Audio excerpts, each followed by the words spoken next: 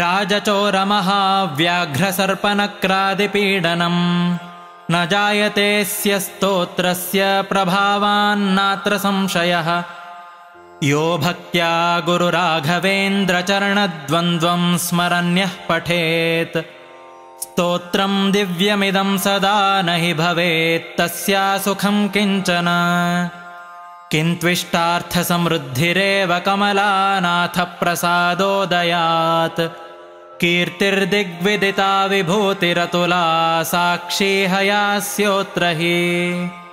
इति श्रीराघवेन्द्रार्य गुरुराजप्रसादतः कृतं स्तोत्रमिदं पुण्यं श्रीमद्भिर्ह्यप्पणाभिधैः पूज्याय राघवेन्द्राय सत्यधर्मरताय च भजतां कल्पवृक्षाय नमतां कामधेनवे।